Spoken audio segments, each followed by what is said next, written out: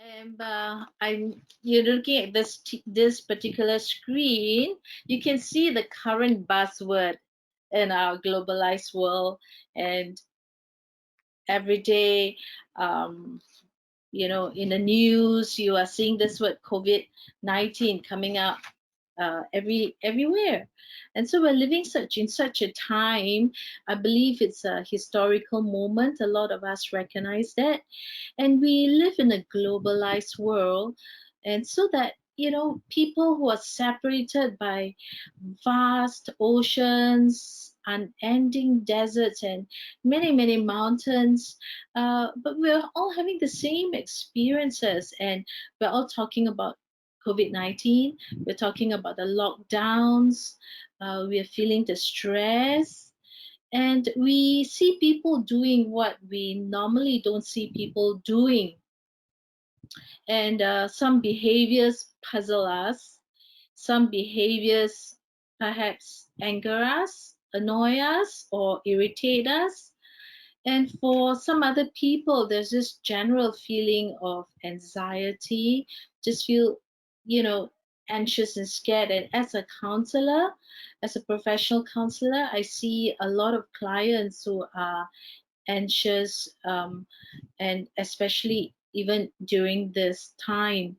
And just on that, yes, I'm a professional counselor and I do have my private practice, but I also volunteer at Cornerstone Community Services, and yeah, and through them to be able to reach out to you. And so it is a time that we are so overcome by new experiences, the stress that we have, and among all these negative experience, I must also say that I see that there are people who are throwing up their humor. They're recognizing the common experiences that we have, and they're coming out with creative songs and parodies, and those, I really love it. I'm just so amazed at people's creativity. So that's also why, along this line of thought, later on, journey together with me, and in the part on how we can deal with it, I hope to be able to bring out the various aspects of dealing with it. I must say there's a period of amazing activities, and yet it's also a period of non activities. It's a period of great contrast, a period of extremes. So, what on earth is happening? Or rather, what is happening on earth? So, with the webinar, just join me, and I hope that we'll be able to move towards better clarity and better coping. And so, COVID-19 is happening. And well, very simply, it's just like there is a virus that's causing sickness, but the impact is great because one is that it came suddenly, we are unprepared, it came with speed and volume, great multitude are affected. The effect is worldwide. It's a pandemic because thousands upon thousands worldwide caught it. Our hearts go to one and all who suffer the loss of loved ones to COVID-19. We mentioned earlier that there are many common experiences we share, and yet also we have our own unique experiences. So, for anyone listening in who is grieving the loss of someone during this period, whether to COVID-19 or other causes of death, I just want to first of all give you my condolences. And although I have journeyed and counseled many grievers, I can't presume how it's like for you, for each of us grieve differently. And we also have a unique relationship with the person who passed away. And actually, this means that, say, a father passed away, and the two sons would grieve differently, and so nobody should be comparing losses and judging. And you see here on the screen some of the definitions for today.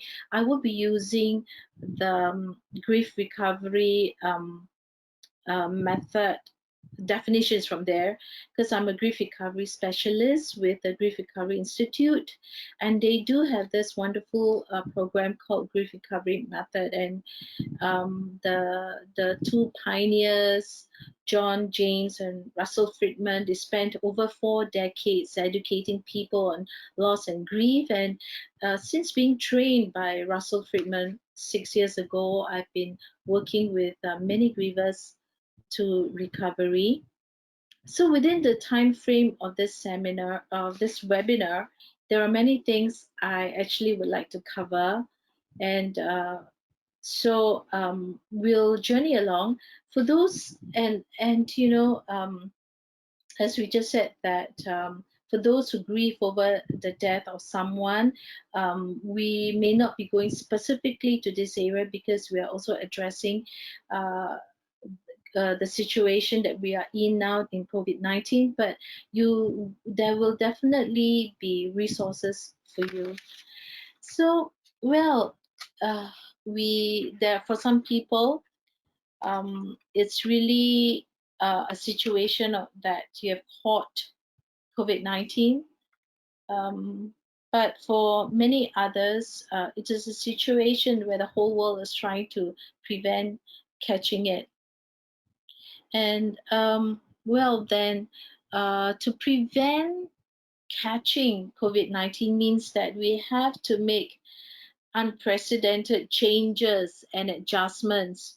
We have to change our work processes as we carry out work from home. Many regular routines have to stop, and we are overwhelmed by the new challenges, for a lot of families, the chaos in the family or even in the society. And many people are troubled by future uncertainties.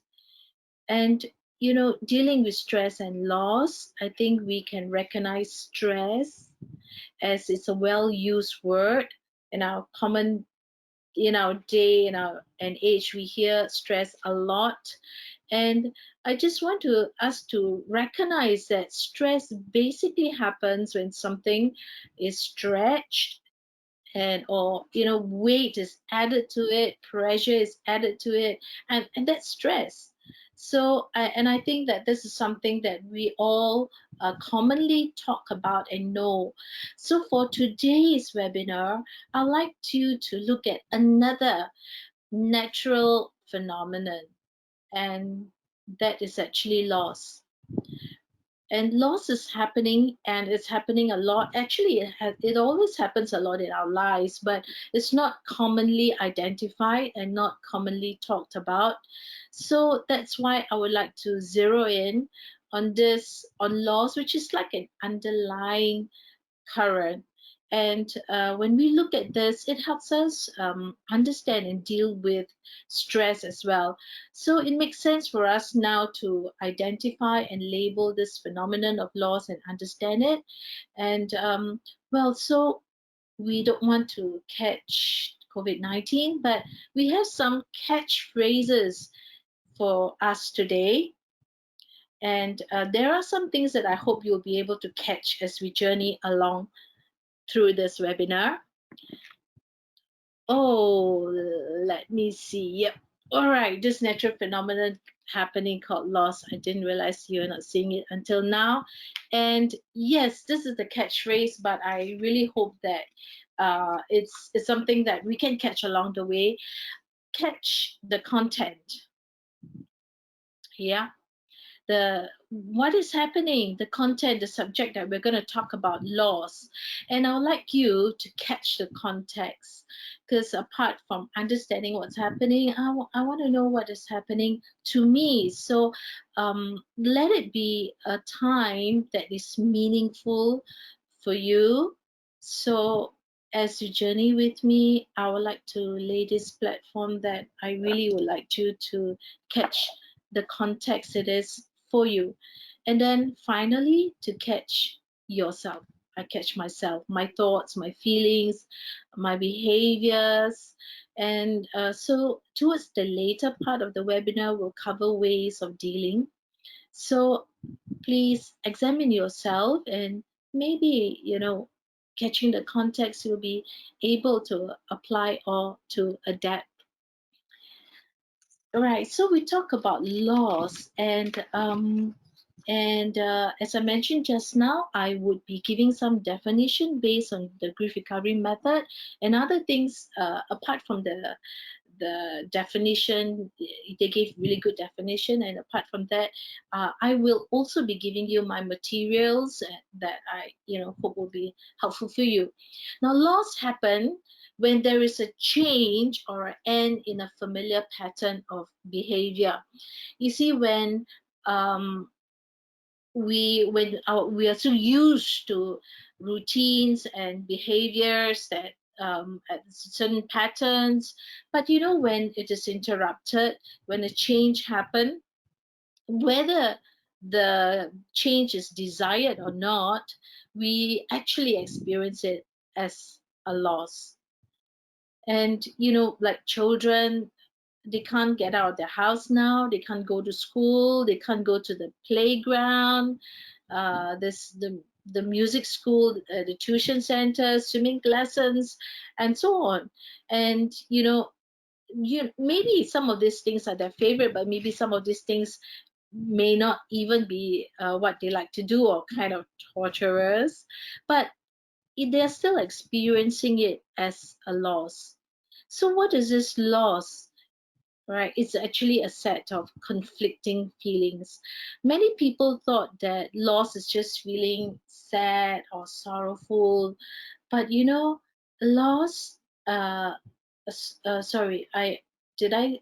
That loss. What I'm talking about is grief. Actually, that grief is a set of conflicting feelings that when we go through loss, the normal and natural reaction to that loss is actually grief. And um, and this grief is a set of conflicting feelings, not just feeling sad. So I have, like I mentioned, journeyed with many grievers, and sometimes uh, the loss that we are most familiar with would be, say, the death of someone, and there may be a part of you that it feels really, really sad and sorrowful. Um, and maybe the person has been going through a series of sickness, and then there's this thought that, hey, maybe there's relief for the person now. And so it's sort of that conflict of feelings that you have, like, I'm sad, but there's this relief. But how can I feel relief? So I there's a sense of guilt coming in, or maybe there's anger, like this whole thing happened. So you see why I'm saying that grief is a set of conflicting feelings. And so this grief, as I mentioned just now, is a normal reaction to loss. Right. And so we go through and we experience different types of losses throughout our life experiences. And these are some life experiences that uh, people do go through. Take a look at it, and maybe a little bit of reflection. Are these some of the life experiences that you have gone through, or the people, somebody close to you, have gone through this? And yeah, let's take this time also to look at it. And when we grieve differently, and we are impacted differently. And sometimes in the area of feelings, for some people, it's just an overall sense of numbness. And sometimes they cannot understand, and they say, Jean, why? Oh, I just feel so numb about everything. And but they were actually going through loss and grief. Yeah, so it could be at a feeling level, it could be a whole range from just numbness to someone having really intense emotions. And maybe um, the area of thoughts for some people it's just this nagging lack of concentration. They just cannot focus. And I've got clients coming who are students, adult students and all that, and they said, I don't know, maybe something is wrong with me, I just cannot concentrate. But when we journey further, we realize that they are going through areas of loss, they're going through grief. Yeah, so it's a full continuum of areas, in the areas of thoughts, just a nagging sense to those who have got so much thoughts coming in that they feel that they can't function. Some who grieve may just sit at home.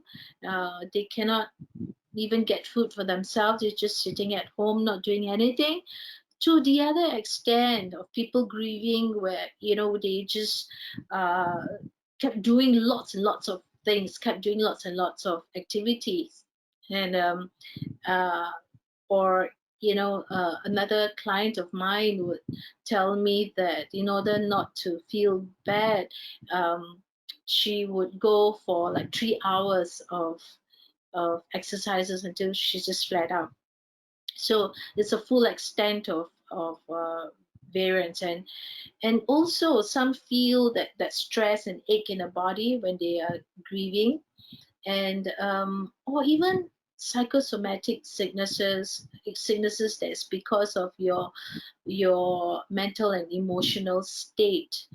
um, yeah, so these kinds of life experiences that you're looking at, they can cause a huge range of um, feelings of grief, um, accompanying with a sense of loss.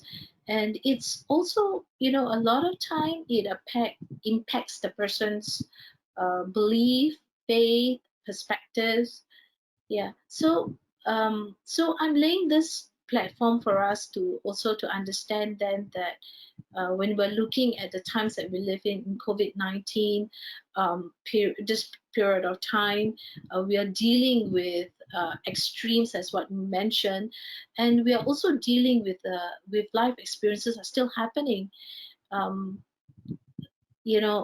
People are still going through relationship struggles. It's still happening. Lots of the everyday things that happen to the life experiences that happen to people are still happening. So but it's just that I know that a lot of time things are impacted by this particular period. But now I'd like you, when we talk about this period, I'd like you to look at something else, all right? This loss is not just something that is so, it's concrete and you can tell people that, hey, this is what I lost. But intangible losses. And I recognize that what's happening here in during this time of pandemic and during this time of lockdown, there are many intangible losses. Have a look at this. Yeah, catch the content, the context for yourself. The people who are worried for the safety of the vulnerable people in their family, as caregivers, um, worried for your children, for the elderly people in your family. Um, Relationships, I have people telling me that I really miss my grandchildren. And babies grow so fast, and I miss my granddaughter. And within this 1 2 months, I actually don't want to miss her saying her first words, taking her first step. But there are all these all areas of loss. So if you look at these list of intangible losses, recognize how it is in your context. People who are panic buying, that loss of safety for them, loss of security, stability. Those who are going through much aggression and conflict, perhaps they are struggling with the loss of control, um, the loss of privacy, the loss of peace, the fear mongering. Like sometimes you wonder, why do people want to do that? Well, that's a loss of confidence, loss of order. And so this is so prevalent. And I think you might have this question then that, well, if loss and grief is so normal and so usual, then and people, so many people go through it, then what's the problem, right? Some of you might be wondering about that and have this question too. And I would like to then explain that a lot of times there are certain levels of stuckness, and that's got to do with unresolved grief. And so, what is unresolved grief? Unresolved grief is almost always about things that, we we wish that I said it or done it differently. Um, when I think back, I wish I had done it better or said something better. Or maybe if it's really good, something that's good, I want more of it. Yeah. Unresolved grief is also about the unrealized hopes, dreams, and expectations. And I want to say that during this time of COVID-19, I think this is a big one. There may be a lot of unrealized hopes, dreams, and expectations that's just all over inside of you, and they then you are actually experiencing this unresolved grief. And unresolved grief is also about undelivered communications at the emotional level of an emotional nature. Right. And then there's another scenario. I want you to look at two different scenarios actually.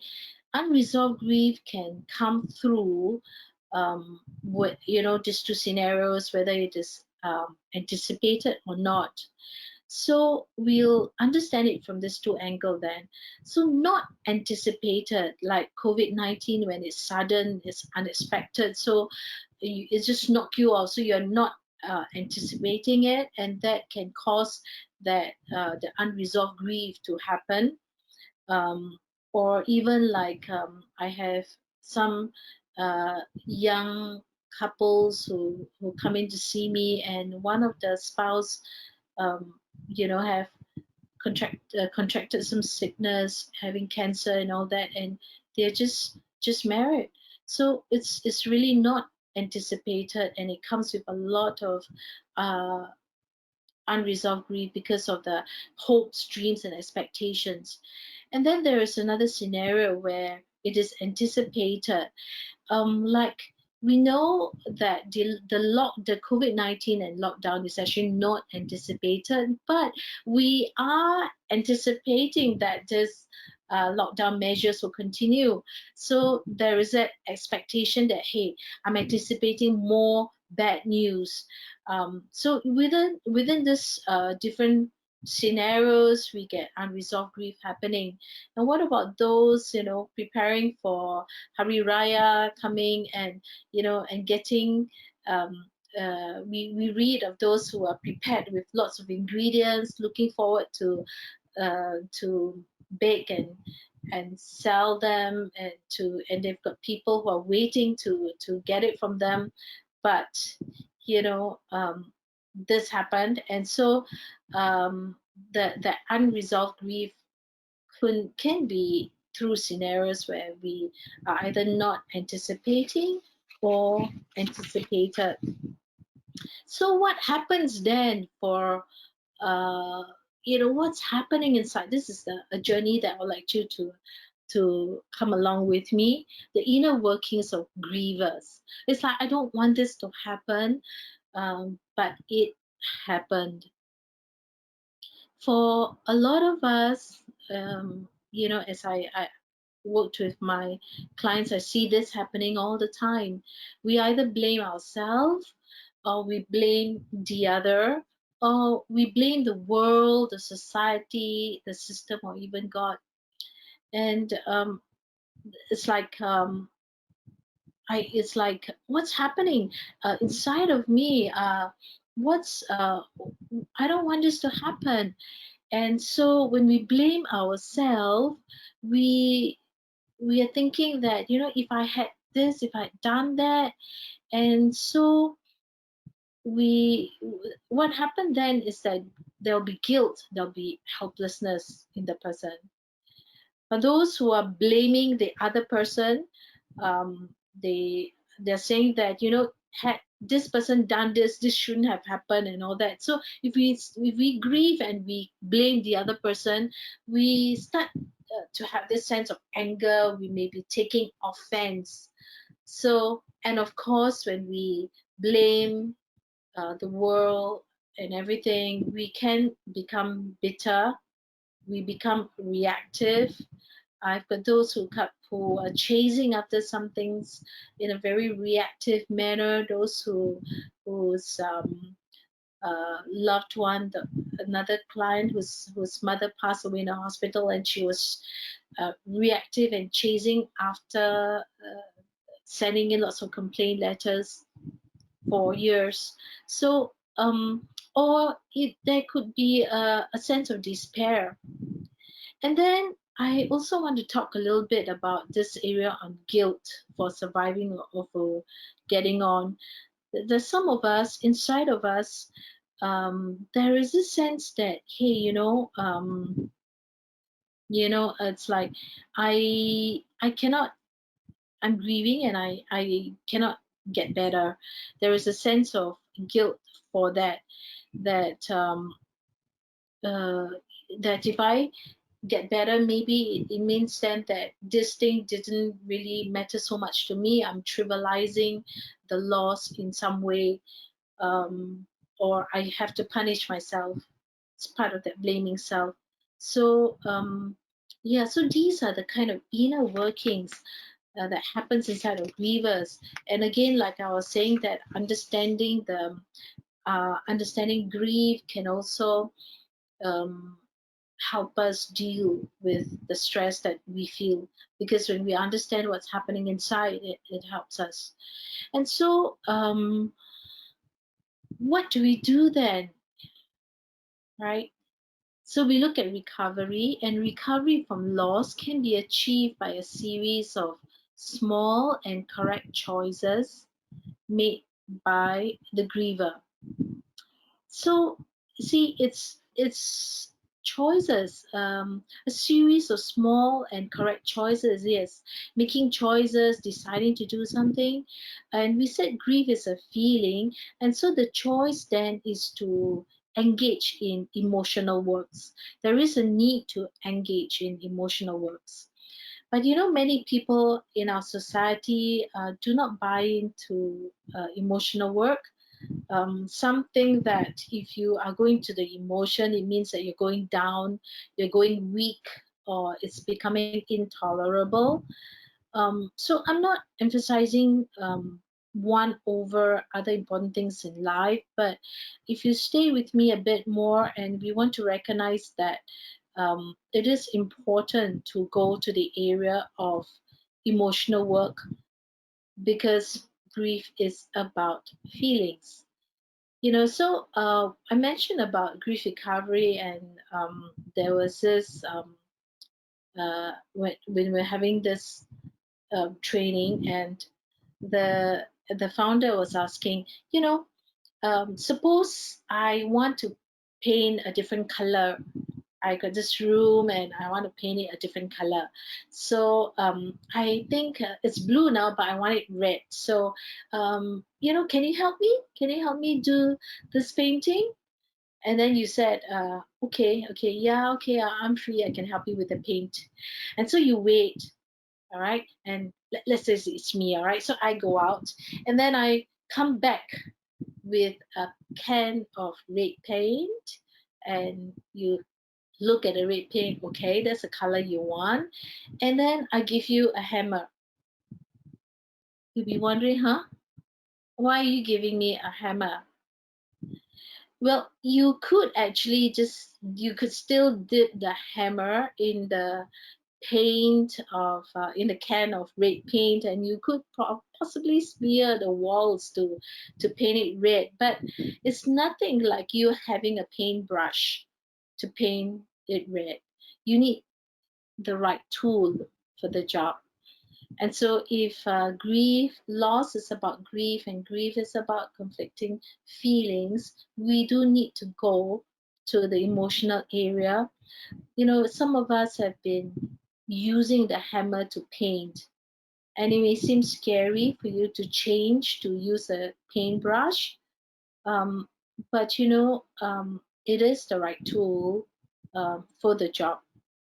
And that's also not to say that the cognitive and behavioral ways are not coming in. They are, and I will also be sharing that pretty soon. But I also want to tell you another story. The story is told of a child coming home from school, and mommy was waiting. So the girl came down from her school bus, but she came in crying. And mommy asked her, "What's happened? Why are you crying?" And the child said, "Oh, the other children have been mean." And so mommy said, "Oh, come, come, let's have some milk and cookies, and you'll be better." And well, will she be better after eating and drinking? Um, she can feel different, but not necessarily better. And even as I told the story to other people before, we've got lots of discussion about this.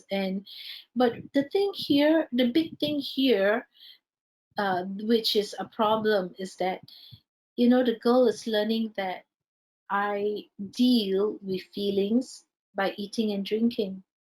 And so what happens then is that upon her first breakup, she took to drinking, um, because you see, the stage is set for using eating and drinking to help me with my emotional problem. And sometimes the stage then is set for many people to having drinking problems, drug abuse, eating disorders. But actually, mommy just wanted things to be better. So, what could mommy have done then? That's a question that many also would ask. Well, mommy could actually sit the girl down, and mommy could perhaps even put her on her lap and help her identify some of her emotions. That are you feeling sad? Is it sadness or anger? You can talk to her and let her know that I care. Let her know that I'm here for you. And so when mommy has connected with her and talked to her at the emotional level, or maybe also hug her, and then, yeah, you can sit together and have cookies and milk. And it would make a lot of difference, and she would have learned how to live and deal with her emotions. So I would like to say that there seems to be an emphasis on emotional work, but that is necessary to get over that sense of stuckness. And with that, right, there are many people who deal with uh, this sense of loss and grief in ways which are actually not helpful. And so let's look at some myth for that people use, thinking that would they recover or deal with grief in this way. One is, don't feel bad. Yeah, and maybe during this COVID-19 time, sometimes if you are to say that I'm feeling bad, and it will be really sad if the person that you're sharing with is saying that, well, at least you're not sick, like, oh, at least your spouse still got a job. Why are you feeling bad? So you but that doesn't actually help with that level of grief. And sometimes people deal with grief by replacing the loss. Sometimes people think that you have to grieve alone, but in this situation, of course, there is this isolation that happens as well. And so um, we want to be able to reach out and share without judging and criticizing the other person. And that's also something which I'll give you another slide that deals gives you a little bit more practical ways for that. And a lot of time people think that um, loss and grief, you just need time to heal. A lot of people think that with time it will all be okay, but that's actually not true. And there are many people who carry that sense of loss and grief over years.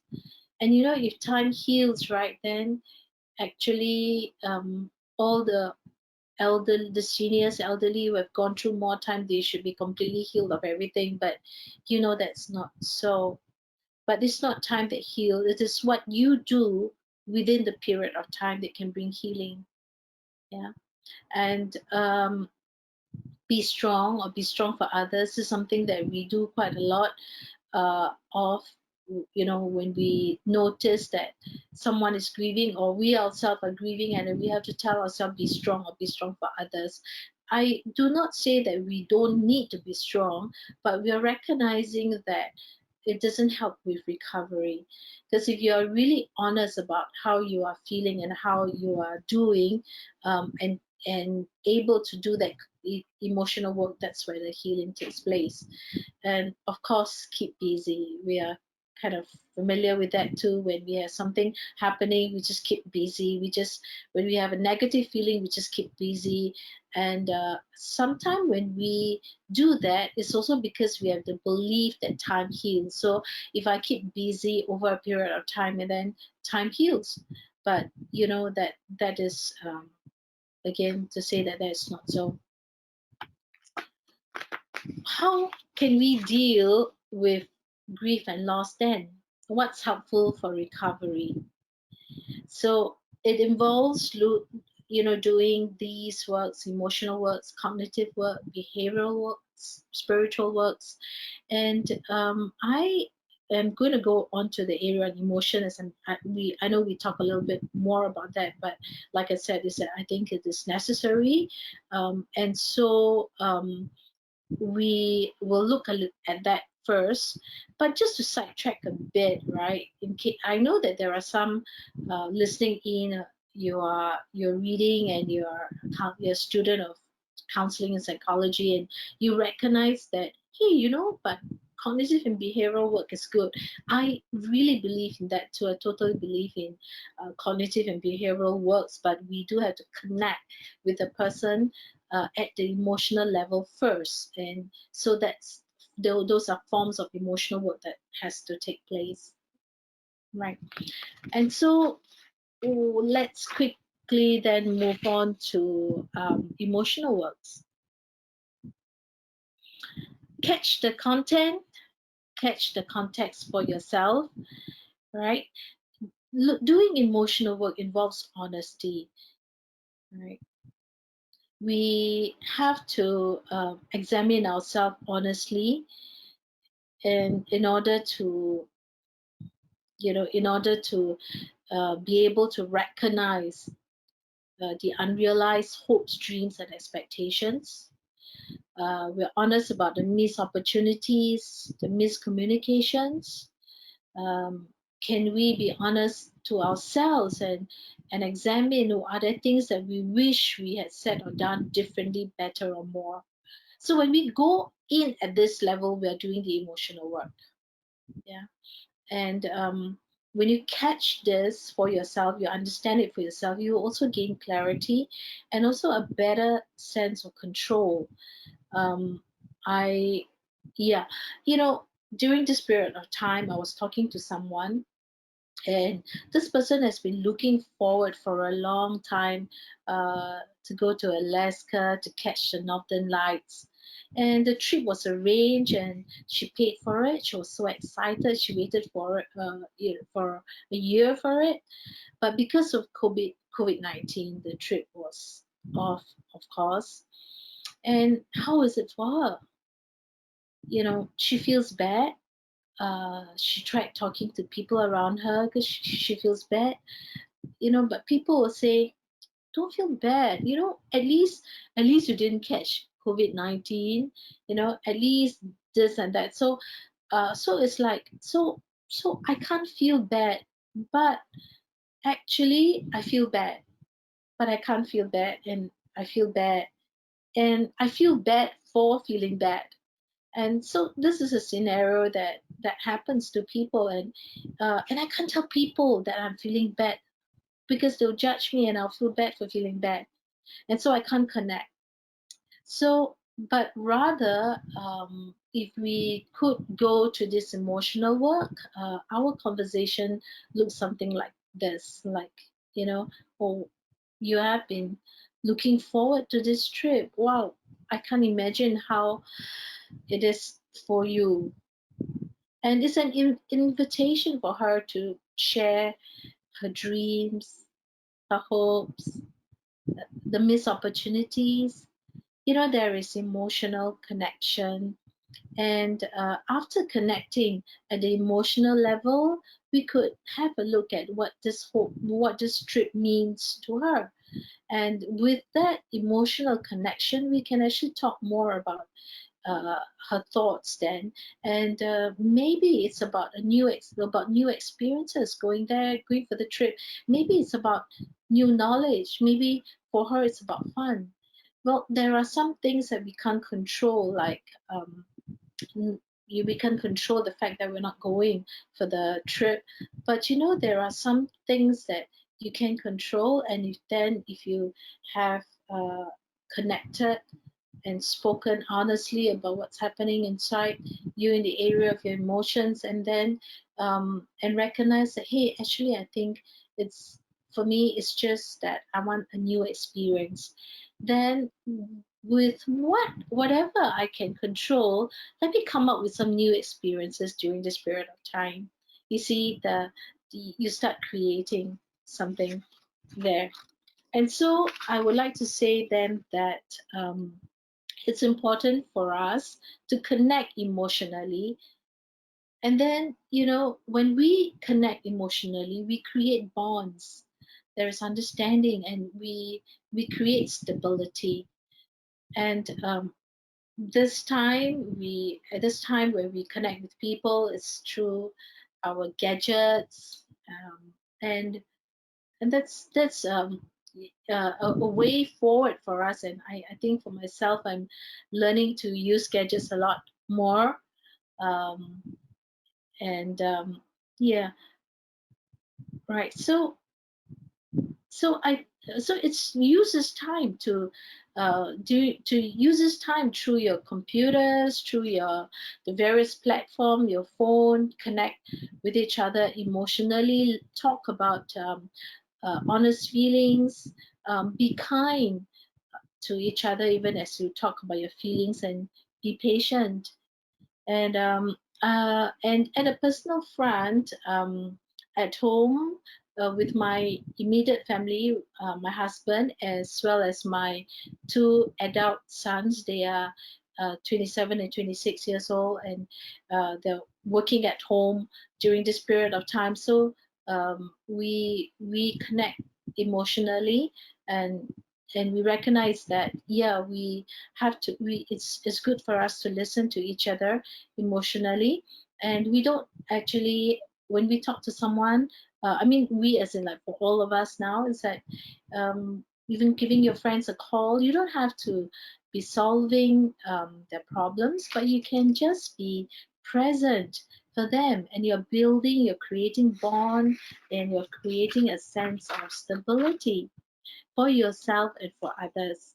And so, how do we, maybe I give some ways, like, we talk about just now how certain myth, and those kinds of myths are not helpful um, for emotion, I mean, for sharing and for recovery. So then, what not to say and why, and what can I say and how can I respond? If I am saying, this is what happened to me, and if the response is like, yeah, I know how you feel, but your thought is that, really, my loss and my grief is personal. Do you really understand? But rather, if we are listening to someone, it would be good to say, it must be hard for you, and um, I'm here to listen. I can't imagine how it's like. It's an invitation to talk. And of course, in the person talk, you must listen. And what about people telling you that, hey, no, no, you cannot fall apart?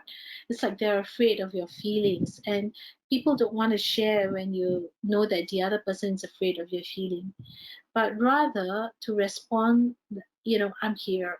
I'm here. I'm comfortable with your feelings. We can talk. Yeah. What about people who say that, don't feel bad, this person is not in pain anymore? That's like changing the subject, because the person may not be in pain, but I'm the one that's feeling bad here. So we could say, like, you miss her. Um, that's to show that I can stay with the subject. And of course, there'll be those who intellectualize so much and just come straight and said, be thankful you had this, or at least you had this. And yeah, I know here, but I don't feel that you are empathizing with me. So if we can respond to someone and say that, sounds like this is happening to you, and so you are opening again up and let's make it safe and comfortable for us to connect emotionally with each other. And so after connecting, when we're connected emotionally, we are ready to connect cognitively. We can talk about our thoughts, our beliefs, our principles. And when I was thinking of this, I recognized that um, there are many. I'm sure you've all come across many pictures and illustration to show us that when we look at one object or one scenario, we can have different perspectives, and perhaps that in your mind, even as I'm talking to you, you may think of your favorite one, your favorite picture that shows you that, hey, I look at this, but I'm actually seeing different perspective of it. So maybe that you just let that linger in your mind. And well, for me, I just it's because there's just so many of those wonderful illustrations. I find it hard to choose, but I recognize that during this period of time, all over the world, people are calling it a lockdown. And yes, here in Singapore, it is a lockdown, but I personally rather like the term circuit breaker, because I recognize that lockdown brings that connotation of restraint, that you're trapped, there is pain. The emphasis is on that. But it's a matter of reframing. But with circuit breaker measures, it makes us think of the purpose of the measures. So, and reframing enable us to create alternative perspectives. So often, the journey of recovery from loss, we journey and we come to a point where there is meaning making out of the loss. But we cannot rush to this meaning making through this and reach this meaning making process, because there must be a journey that the person is going through, and it doesn't help if you are shoving down the meaning for them, but rather they will journey to a point where, yeah, there is a new meaning that they're making out of it, and there are new perspective and new strategies. And we also we talk about connecting emotionally, connecting cognitively, and so we also want to connect at the behavioral level, the things that we do, right? So let's talk about connecting behaviorally. Things are not the same. You know that things are not the same. So sometimes there would be rebuilding needed. Sometimes in place of loss, there would be a reconstruction needed. Like I said, a variety of loss. We look at the different losses we go through in our lifetime, um, relationship losses, breakups, or even intangible losses. And after looking at this emotional works, um, then we are also able to connect behaviorally and connect by doing lots of helpful things. And during this COVID-19 era time, we can actually connect and create opportunities. When we connect behaviorally, we are creating memories, and we may find ourselves being useful when we are involved in actions. So, uh, and for where I'm volunteering at Cornerstone Community Services, Cornerstone has Cornerstone Care packages where they distribute out towards people. And so, that and giving that practical help and linking, connecting behaviorally. Yeah. And we also recognize then that we can control what we can control, although there are certain things that we may not be able to control, but we can control what we can. And even for, sometimes, like we said, there's news. All kinds of news you see through all the different platform, and once I was just saw this news on Facebook, and it's about this secondary three student from Woodlands Secondary School, I think named Sharvin, and he took out his guitar and played a recital before the start of the class, and his teacher like thought that, oh, that was kind of pleasant surprise, and um, it became a virtual chime to signal the start of the lesson. And these are just like connecting. He's just connecting behaviorally, and then you're creating lots of opportunities and memories. And so these are also some of the things that we can do to deal with this by connecting behaviorally. Deal with this time by connecting behaviorally. And so now we'll go on to connecting spiritually. Singapore has this understanding that we are a multicultural, multi-religious state, and people recognize that there is this spiritual part of us, and a lot of time it's an overarching thing, or overarching aspect that transcends our emotions, our cognition, our behavior. And many people have found that their faith and belief have been integral during this COVID-19 time. There is like a sense of spiritual searching, there are existential thoughts. So, creating spiritually does create a sense of purpose. Um, we have dreams, we have inspiration coming out from this, and it's like we want to be part of something larger. There's a part of us that recognize that we want to be part of something that lasts. We look for meaning, and so, even as a nation, we appeal to this sense of togetherness, and people find strength and hope in that togetherness, and that is that spiritual part of us, that sense of togetherness. And of course, you can look at this screen as an example of the singing of homes, right?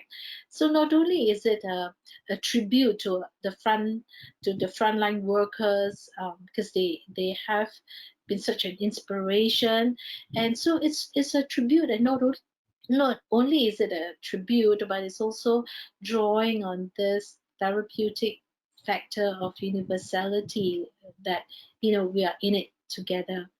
And so we talk about this sense of searching during this period of time. And many people have also spoken to me about their jobs. And people are thinking about what they should be spending their time on. Uh, and not only for now, but for future. Some are sharing that they want to get back to work, to doing some work, to doing more work. And some are sharing that they want to stop working. Maybe they want to retire, do something different, or some even to stop and do family planning. Some are recognizing that there are new norms, and so they're prepared to work differently. And how is it for them? So there's this area of dreams and purpose that they're that is happening during this period of time too. And so we want to catch back to this part. We catch the content. There's loss happening, grief happening. We're dealing with it, the context it is for me. And so yeah, within this, let's catch myself. Let's look at this part, catch myself. And we have a bit of time still, and I would like you to have a look at these questions. Take a look at it. Yeah. What's actually happening in my life? Give a voice. Give a voice. Give voice to what's happening. And how is what's happening changing my life? What are the losses that is happening to me? What are the things that the regular familiar patterns of behavior that has changed, stopped, and how is it changing my life? And what are my challenges? You may, I invite you to think about this, and you may want to think about it after this too, and take your own time, and how am I feeling? How am I feeling about this? Giving voice. It can be like what we said, conflicting feeling, because grief is about conflicting feelings. So how am I feeling? How am I thinking about it? And what choices do I have to respond to the changes, right? And what am I going to do? Can I identify the actions and behaviors that I want to do based on the choices? um, Remember, we're saying that some things we can't control, but there are things that we can control. So catch the content, and I was like, I hope you can catch the content as well. There's quite a lot there too. And catch the context, how it is for myself, can catch myself. Now, and if there are situations then where for certain people, you may feel that you need further help, and uh, you need to do some forms of referral, because we are in the same storm, although we may not be in the same boat. And I just a while ago saw this picture, and I thought that was great. That we're not in the same boat. We may some of us may have different experiences in it. So the variables that can influence the grief that we feel, maybe the kinds of relationship that is involved, maybe there are certain complexities in our loss, in how we are experiencing grief. Sometimes maybe it's also got to do with the coping strategies that you have had so far. Sometimes it's also about how we understand loss and grief, and so that's why talks like that can be very helpful, because when we understand how we more about grief and more about emotions, it can also help us to cope. But there are people who need more help, or maybe your grief has been chronic, it's over a period of time or many times over. But during this period of time, there are many available resources that's out there. And so so so there are many resources out there during this period of time, and many of my colleagues have been wonderful, volunteering in many ways, helping people through this period of time. Do reach out to all the various um, um, avenues that's made available now. I'm looking at some questions. Uh, I'm looking at some questions, and I also recognize that we don't have much time left. So I believe that you can fill this question into MSF as they are um, conduct as they are organizing this, and they will also provide the questions to Cornerstone Community Services, and they will be able to put these questions to me. I also do have resources at my Life Journey Counseling website and web page, and if you want to, you can go there for some additional resource there. And so, if you need help, you like we just look at this picture again. If you need help, you can reach out through to many community services that's available for you at this period of time. So I am really glad to have this time with you, and just a little bit to end us off. Another story to end us off. A woman I know had a lot planned out for that day, errands to run, deadlines to meet. It's like a day to run and run and run. I'm sure you've got those kind of days. But then it began to rain heavily. And, it's like, I've got all these things to do today and it's raining. And she started to feel frustrated. She felt angry or sad or blamey. But along came her daughter, and she looked up at the sky and she chirped and said, "Oh, mommy, can we use the colorful umbrella today?"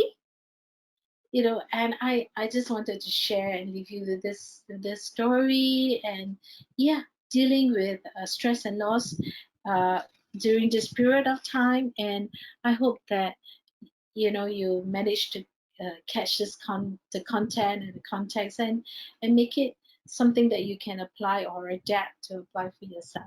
So thank you very much.